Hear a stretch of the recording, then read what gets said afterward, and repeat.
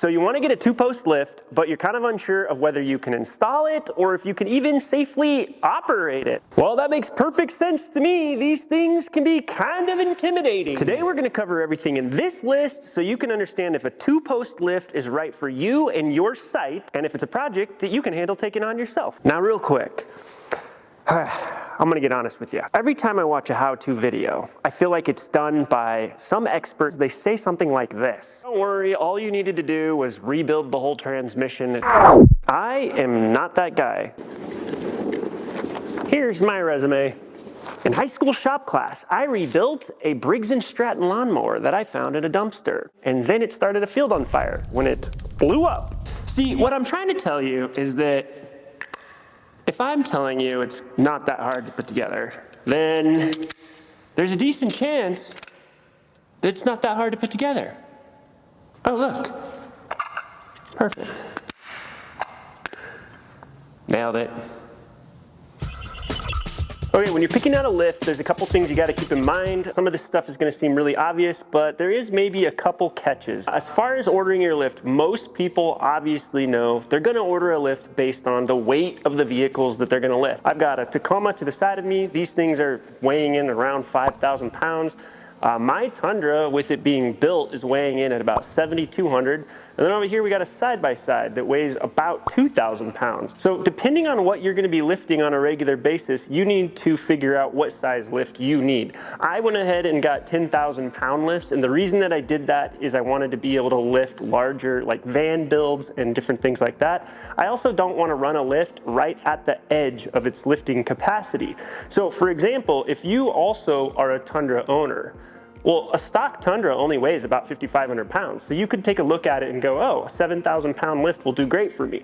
But that's not necessarily true. By the time you do a full build on it, the weight capacity of a Tundra with its payload on this model is right around 7,200 pounds. That puts you over the limit.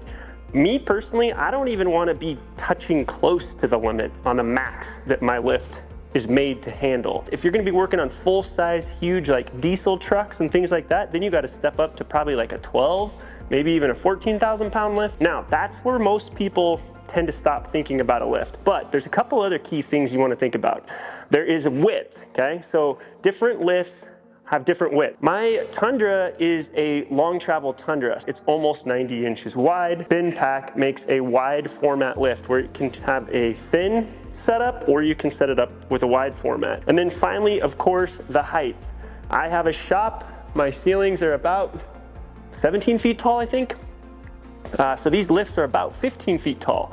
And that enables me to work with vans that have things on the roof or trucks with big camper shells on the back and still be able to walk underneath it when I'm 6'4". So height is also a factor. Definitely think about that as well. As far as ordering a lift, if you're going to buy a lift brand new, I highly recommend ordering it direct from the manufacturer if you can. You can order Bendpaks direct from manufacturer or from middlemen. They don't really mark it up. The price is the same, but as far as your ordering date and when it's actually going to be in stock and when it's actually going to ship to you, seems like you get cleaner information ordering direct from the manufacturer. When you order one of these things tend to get shipped out on flatbed trucks. One the size of mine weighs about 2,000 pounds.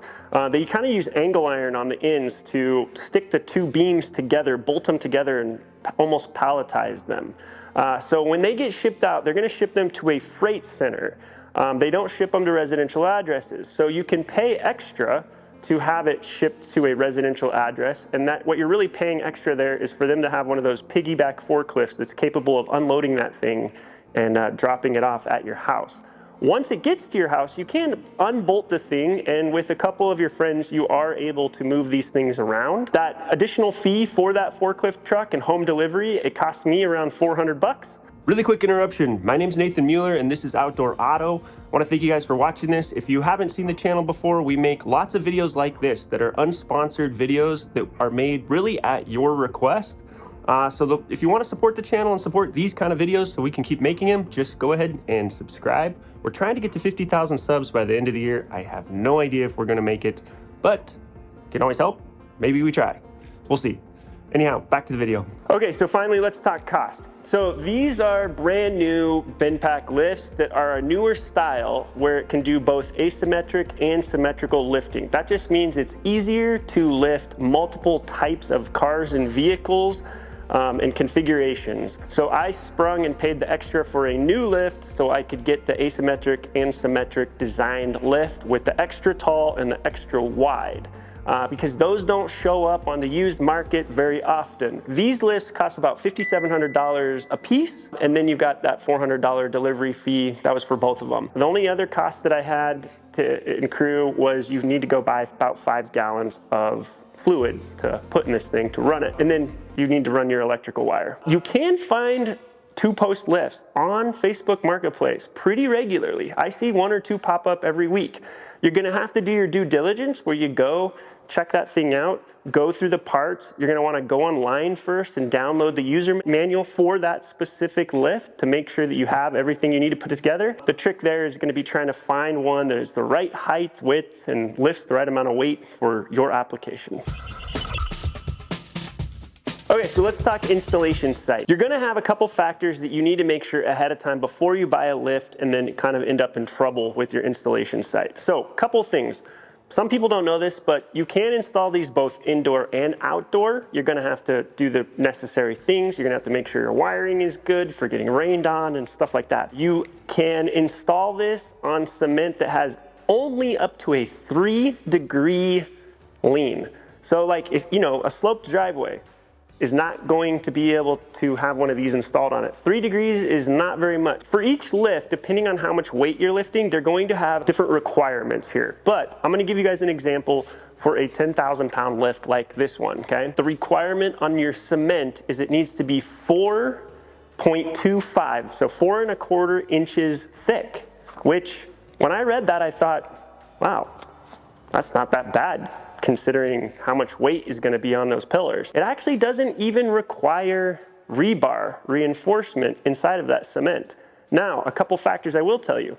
On your cement, you're gonna have those grooves that they call expansion grooves.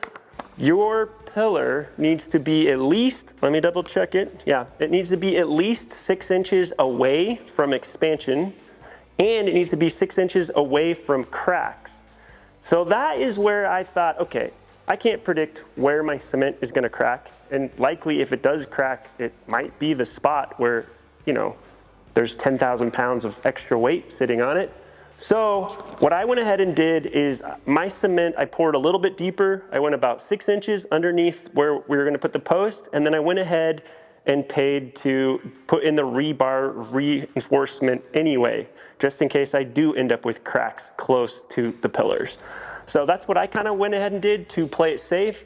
If you already have cement, you might go away from where you're going to install your lift, and you're gonna get a hammer drill, you're gonna get a carbide tip, and you can do a test drill and see how thick your cement is. You can tell when you're drilling those holes and you break through the backside, you can tell. If you're going to put down a brand new patch to install one of these, you gotta remember that that cement needs to cure for 30 days before you can install one of these and use one of these. The only final thing we can talk about would be electrical requirements. That will differ from lift to lift. Most of these lifts though require 220. So you're gonna need a dedicated circuit of 220 power for a lift. So you can have an electrician add that in, but you're gonna wanna check into your panel, make sure there's room for it, make sure you have enough power for that. You get the point.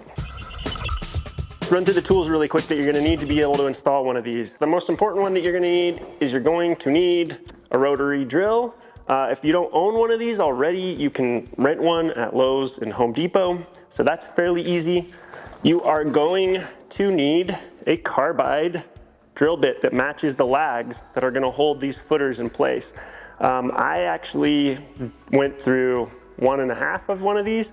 The first one got so dull after the certain amount of holes, but that was because I was hitting a decent amount of rebar, because like I said, I rebar reinforced my actual cement. So you're gonna need a good one of these. These run about 40 bucks, so they're not cheap. After that, you're gonna need about a 4-foot level, and that is for when you are leveling out the arms after you install everything, you put the arms out and you're able to make fine-tuning adjustments on them. And you need to get those arms level, and you need a long enough one to be able to go from one pad to the other. So you're gonna need a long level. Okay, you're gonna need a torque wrench to be able to properly torque the lag bolts that hold up these pillars in the cement. And you need to do this right, because if you over tighten those, you can run the risk of pulling them out of the cement, and then you kind of have to start over. So don't over tighten your lag bolts, use a torque wrench. You are going to need, I'm gonna tell you, you need 2 tall ladders that match the height of your lift for doing an installation. We used 1 tall ladder and then a lift bucket in my tractor. I wouldn't necessarily advise this, but I didn't happen to have 2 ladders that tall.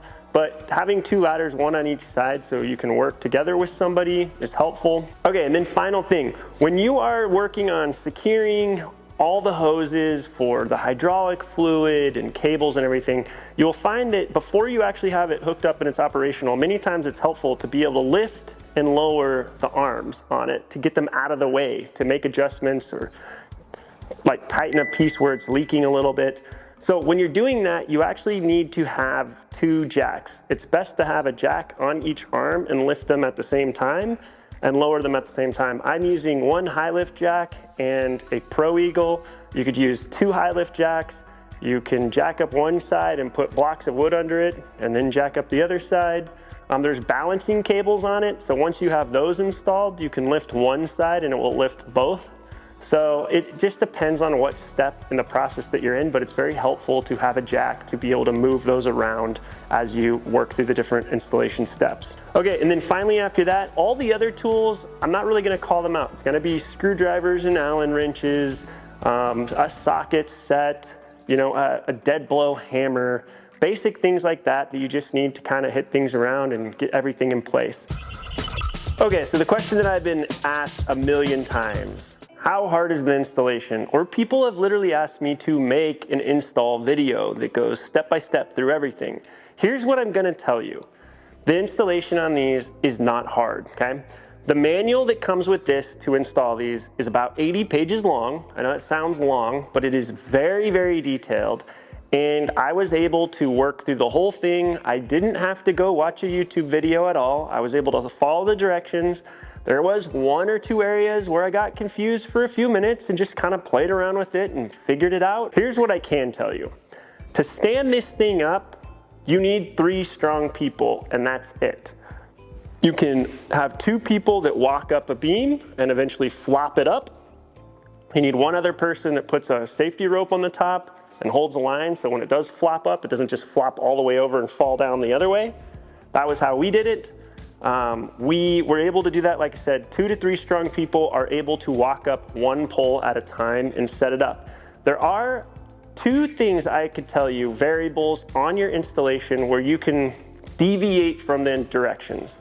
In the case of these lifts, they tell you to take a chalk line and mark out your installation, measure the whole entire thing, make sure it's perfect, drill all your holes. I don't trust myself to do that, because when you if you were even the tiniest hair off, when you start drilling all those holes in your cement, you're gonna turn your cement into Swiss cheese, and if it's not perfect and you have to move it, I mean, you pretty much are gonna have to patch that whole entire section, cut it out, patch it, and then reset up again, okay? Because it would weaken the cement too much if you shifted over an inch and drilled more holes, right? So I went ahead and I put in 1 beam, got it level, got it set up, drilled it into place, and then I measured off of that beam and got the other beam set up, standing up 1 at a time, and drilled the holes while it was standing, just straight through, using the actual metal of the beam as the guide. I think that was a good way to go. It made it to where it was pretty much impossible to mess up. Then the only other variance I would tell you is they tell you, hey, while the beam is on the ground, you can go ahead and run your leveling cables and you can run your hydraulic cables inside of it. And I kind of get why they're saying that. Obviously, it's going to be easier to work on it when it's laying on the ground. But what happens is you can only run them so much while they're on the ground. So then you kind of like have to try to figure out how to zip tie them to the side, and then they're constantly like sliding down and falling down while you're trying to put it in place.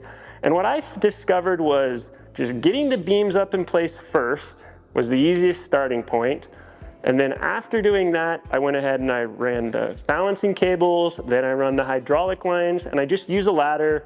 So as long as you're comfortable working on the top of a ladder up there and running cables, that was the easiest way to do the install, in my opinion. All the directions on where everything goes and connections and everything, that's all very, very simple. These, like I said, I keep wanting to reiterate this. These are not complicated machines. It is a hydraulic pump that has a tank with extra hydraulic fluid. It has cable that runs from one side to the other side to be able to get hydraulic fluid on both sides. It has balancing cables that run parallel to each other that help balance the load. It has safety latches built into the side that once you lift it up, you will hear a click, a loud click when the safety latches are clicking into these slots, and then you will lower it back down and set it on there to work on your vehicle. That's it. That's all there is to it. There's not a lot else there. So super easy to install. You just got to be patient, work through the process. You need to actually read the manual. I know a lot of people don't like reading manuals, but if you read the manual, you're going to be able to install this no problem. One other quick thing so you guys know, I only needed help from friends to lift the posts and get them in place. Once the posts were in place, from that point on, I was able to do the rest of the entire installation by myself. When you're installing the cables and tightening all the hydraulic hoses, that's when I was telling you that you might actually be using a jack to raise and lower the lifting arms of this thing. If you jack those up too high, they will lock into one of those safety latches on the side. And if you haven't fully installed everything for the safety latches, you might panic because it's like, oh no, now how do I get these unengaged? In the directions, you will find something, but they have a little hole behind it where you can stick a screwdriver in, kind of bend it to the side and pull back, and you're able to disengage those safety latches that way. So you lift the jack, use the jack to lift it past the safety latch, then you use the screwdriver to pull it back, and then you can lower it back down. You might need a second person to pull that off if you do that. My advice is, for the most part, you don't really need to lift the arms that high to be able to work on all the hydraulic hoses. I only really go about that high.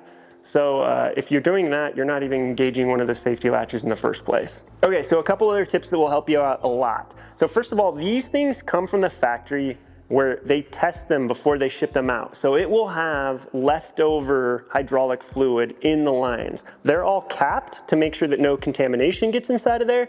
So when you're going to hook it up and you pull that cap, just know you're gonna have a little bit of a mess. Usually a 1, 2, 3 ounces of fluid is gonna drain out on you. So probably have some paper towels or shop rags ready to catch that. In addition to that, because there's a little bit of fluid in there, inside of these posts use a hydraulic, I'm gonna call it a hydraulic ram, that the engine pumps in the hydraulic fluid and a piece of metal ram comes out the bottom and it lifts your truck. On a hydraulic ram model, when you are lifting those arms to be able to facilitate the installation and get everything hooked up, they will sometimes kind of be almost vacuum stuck inside of there. So you'll lift the arm, and instead of the ram lowering along while you're lifting up, it'll be stuck. And if you lift that 2 feet off the ground, and all of a sudden that ram shakes loose, it will come slamming down. We had that happen on one where we weren't paying attention and we didn't realize it was lifting up. When it starts to lift up, when it's only like an inch off the ground, you can actually stick your hand in there like with a glove, kind of grab the ram, twist it a little bit, and it will come down and it will be super safe. But if you're not paying attention and you lift one too high and then it shakes loose and it comes slamming down, we had one slam down on top of a hydraulic fitting and crushed it, so had to go get a new hydraulic fitting. So keep an eye on those rams, make sure they stay on the ground as you're lifting and lowering the arms. I don't have a bunch of crazy mechanical experience. I worked in tech on computers for most of my life. I read the directions, I installed it, it wasn't that hard. Okay, let's talk operation. On one level, these lifts are a lot safer than you would think. When they lift a heavy load, they eventually engage those safety locks and you will hear them. They go click, click very loudly. When they click up, you go just past them, and then you go ahead and you use a little lever to lower the vehicle down to sit on that safety latch. So even if at that point your hydraulic pump failed and you lost pressure in your system, your vehicle wouldn't fall down. So for example, my vehicle has been sitting on this lift for almost 2 weeks waiting for parts. And it's up in the air, but that's not 2 weeks of it sitting on the hydraulic pressure. It's 2 weeks of it just sitting on those safety latches, which are big hunks of steel. So you really don't have a lot to worry about there. There's minimal parts to fail on this thing, and then those safety latches really take a lot of the pressure off of the system. Now the thing is, where this device becomes more dangerous than people would think is if you don't pay attention. So you need to take the time. These lifts come with a manual that shows you just about every make and model in the US, and it actually tells you the lift points, where to put those lift arms to be able to lift the car safely. So if you take your time and you go look at the manual and you make sure that you're lifting it from where you're supposed to be lifting it from, and then you walk around the vehicle and you check that they're hitting in the right spot and they're hitting level and they're clear of everything, which usually will take you going from side to side, maybe twice. And then you lift your vehicle and you drop it down on that latch, super safe, no big deal. What I know is with comfort level, people get careless, right? So after you've lifted a car 2 times, you're still running around and checking everything. After you've lifted a car 200 times, you're just throwing those things into place and hitting the button and going, and maybe it's exactly where it needs to be, or maybe it's slightly at an angle and it's gonna slip off. So it comes down to your diligence as an individual to check everything, make sure it is set up correct to keep you safe. The most dangerous thing in this is gonna be laziness and not being diligent enough to make sure it's correct. That's really it. The device itself, very, very safe, very, very easy to use. One thing that you will need, absolutely you will need these, is what you would call an under hoist jack. So just because you can lift 7,200 pounds and the arms will balance it out pretty well, like I'm about to take the rear axle off of this, that's gonna shift a lot of weight forward. When that happens, the truck could get a little tippy. So it's an under hoist jack that is at the very back of the truck that's holding some weight, and there's one in the front, and that kind of keeps the thing from tipping too much like this. You're gonna want several of these things, because also I have 2 under hoist jacks underneath the rear axle. So once I disconnect the rear axle, it doesn't just fall down to the ground. It's gonna go right onto those hoists. There's stuff for changing your fluids where it's got a tank at the bottom and it has wheels and a big long head and a big funnel. So you can roll that under there when you change your oil and you don't have oil splashing everywhere. I'll give you one final tip. Once you get a lift, you are going to want trays. Tool trays that are on wheels that are chest height, that you can wheel around underneath your vehicle as you work on it. You get a lift so you can get off the ground and stop bending over and messing up your back. Well, once you lift everything there, you don't want to keep picking up tools and everything on the ground. So grab some trays that are on rollers and you will thank me later. That's about it. I think these are one of those things people think about and they think like, oh man, it's too crazy to think about putting one of those in. But once you actually go through the requirements, it's not as heavy as a lot of people think. It's actually fairly easy to set these things up.